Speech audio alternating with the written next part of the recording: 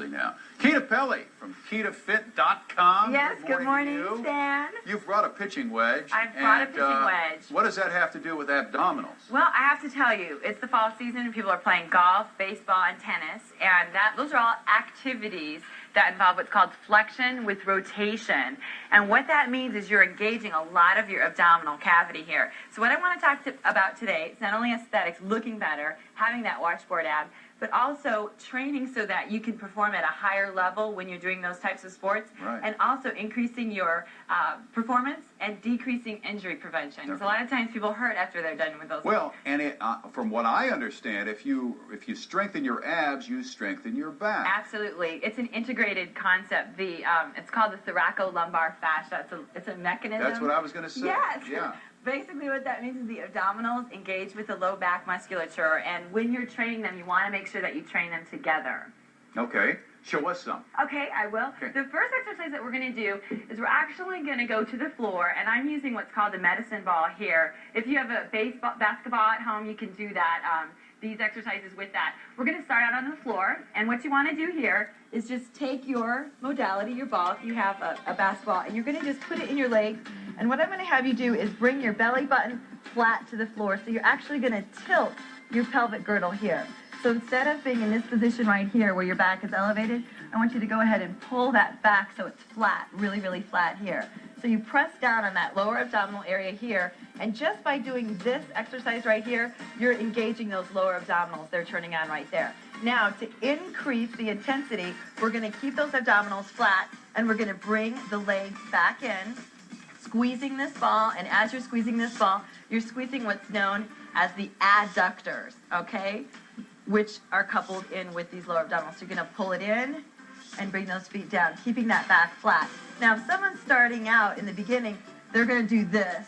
See where that back lifts up like that? You do not want that. You want to keep that back flat. Just think in terms of pressing the belly button into the floor? Yes, pressing that belly button into the floor. And repetitions that we're going to talk about this morning are about 10 to 15 repetitions. And the tempo, again, remember, that's the rate of speed in which you're doing the exercise, is nice and controlled, very nice and slow, just like this. Now, Keita, tell me something. How many sets of abdominal muscles are there? Well, there's a great question. There's the lower abdominals, which the camera can see from the belly button down here to the pubis symphysis is designated as the lower abdominals. From the umbilicus or the belly button up here are the upper abdominals, and then you have the internal and external obliques, and then you have what's called the transverse abdominis. So you have a lot of different muscles, and this exercise right here, again, is just geared towards these lower abdominals, which a lot of my clients commonly refer to as the food pouch.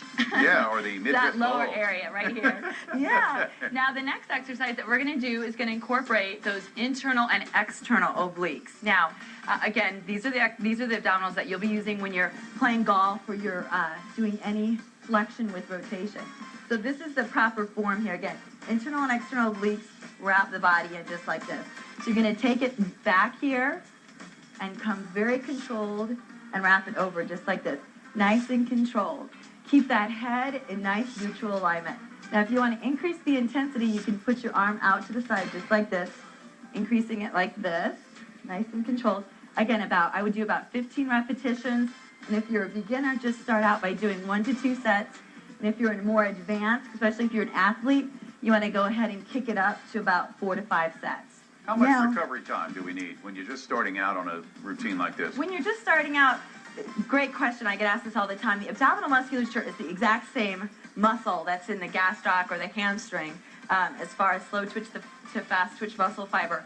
Why that's important is I see this happen all the time. People go into the gym and they'll do 200 reps of every exercise for the abdominal cavity every day, and your body needs to have time to rest. So recuperation rate would be about 24 to 48 hours. Okay. So I would do lower abdominals on Monday. I would do these cross crunches on Tuesday. If you want to increase the intensity, you can bring the ball up with you to cross over. Again, this is more for an advanced, for someone that is a golfer or a tennis player, something like that. The last thing that I want to go over really quick is to stretch.